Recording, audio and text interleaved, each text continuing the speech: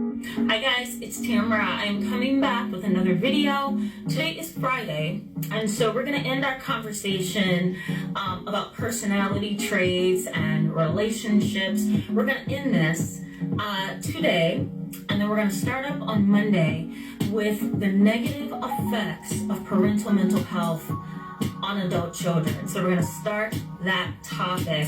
Thank you so much for coming back to my channel for those who are subscribed. And for those who are not, I encourage you to go ahead and hit the subscribe button over here on the left side so that you can stick around with us as we talk about trauma and relationships and a lot of situations and experiences that a lot of people, including myself, have experienced or seen vicariously. So I encourage you to go ahead and join our community as we learn and explore and grow from our conversations.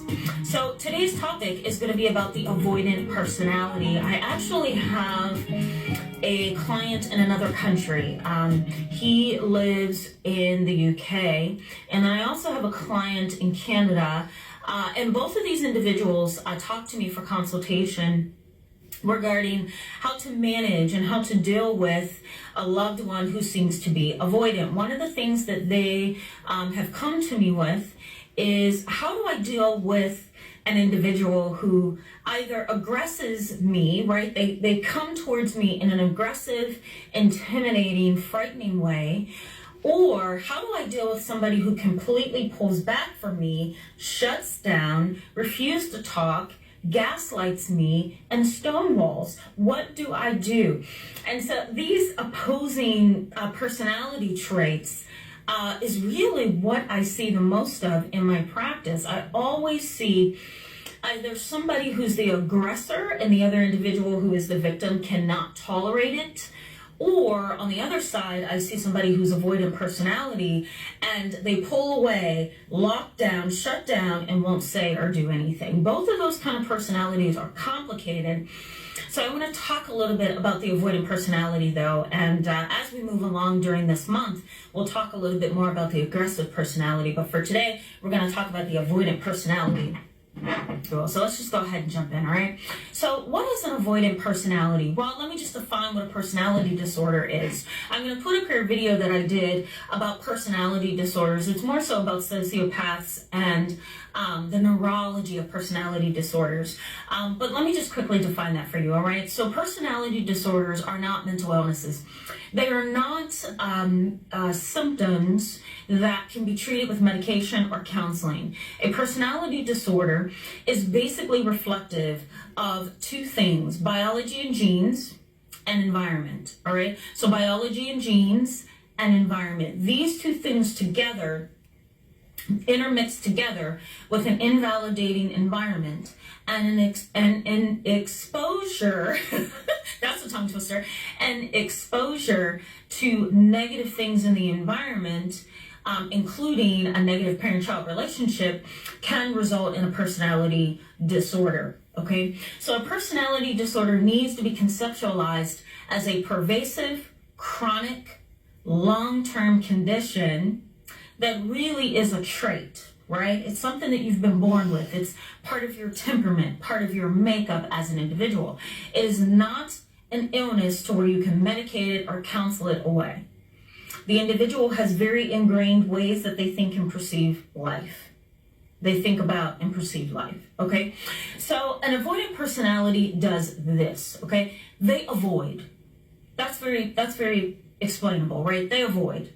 But what do they avoid? Well, they avoid the things that they are afraid of. And some of the things that they're afraid of includes rejection, loss, an unbearable transition, ridicule, judgment, high expectations that they feel they cannot reach.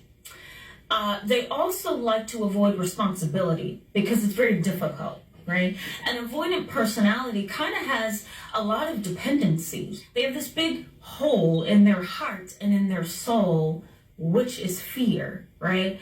They don't have the capacity Not that they don't want to, but it's just that they don't have the capacity to be bold enough and courageous enough to engage with other people. It's not that they don't want to, right? They're not antisocial. They don't want to be lonely. They want to be included, but their fear of ridicule and persecution and critiques and high expectations that they can't meet, right?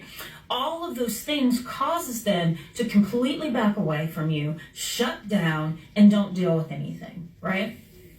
Now, this individual also has a preoccupation, and I'm going to put the definition of a preoccupation over here. They have a constant, obsessive preoccupation with being rejected, critiqued, and judged.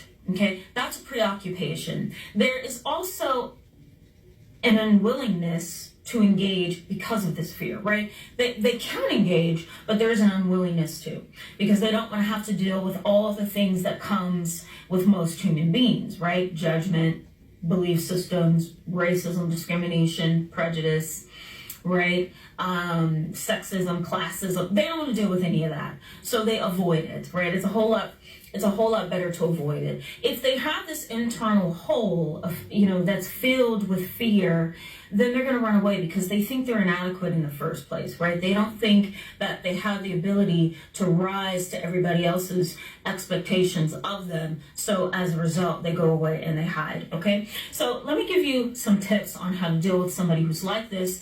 The number one tip that I encourage you to follow is not to force them, right? You don't want to force somebody who's an avoidant personality into engaging, because the very reason why they're not engaging is fear. They don't want to deal with being forced to do anything because they have an internal feeling of inadequacy, all right? So don't force them. Number two, these kind of romantic relationships, right, can be difficult because your spouse is avoiding you. Your spouse is avoiding intimacy and closeness and conversation, and anything that has to bring you both into a common place, they may avoid that. So in romantic relationships or friendships, I should add in there as well, I encourage you to give the person ultimatums, right? If you don't start doing this, I'm going to have to do this, right? Help them see that every time they make a decision, their decision is determining the outcome of that relationship, right? So if you decide to avoid me when I need to talk to you, then we're getting closer to divorce, because we can't have a relationship like this. We can't have a marriage like this, okay? Number three, if you feel trapped, get out. I encourage you to get out. There's no reason why you have to stay. There's no reason why you have to stay involved with an individual who is avoiding you, right? They have a pervasive, chronic condition that's going to be difficult to counsel. The only reason why people with avoidant personality disorder get help is because a loved one, a boss, or a friend said, look, the relationship's over, the job is over if you don't get help, right? So the only reason they get help is because somebody else tells them they need help. Other than that, they're not going to do it, all right? Approach the individual with tact and grace, okay? You don't need to curse at them. You don't need to yell and shout. You don't need to belittle them. You don't need to bring up embarrassing things from the past, because you're not pulling them out that way. You're actually causing them to completely shut down and run away, run the opposite direction, all right? So you want to approach them with grace and tact. You also want to be mindful of their frame of reference. And what I mean by that is their experience, right? Be mindful that they may have had some previous trauma. They may have had some previous experiences that causes them to run the opposite direction, all right? So just be mindful of their frame of reference. What are they working with? What have they always worked with? What are they used to, right? Why are they acting this way? What makes them tick this way? Is it a previous experience? Is it a bad parent-child relationship? What is it? Okay, so be mindful of their frame of reference. The last thing that I want to give you is, kind of accept and plant the seed in your mind that if it doesn't work out, there's nothing to save, right? If it doesn't work out, there's nothing for you to try to salvage or save. It's an end of the road, I guess I should say, right? It's the end of the relationship. Move on. You may not want to. That may be your last resort option. That may be something that you haven't even considered yet. But I do want to tell you, these individuals are very difficult to deal with. Again, this is not a mental illness. It's a personality. So when you're dealing with somebody who has a personality versus a mental illness, the personality is going to be a whole lot harder to change, right, than a mental illness. A mental illness can be medicated, counseled, and it can actually change and heal over time. A personality disorder is way, way, way more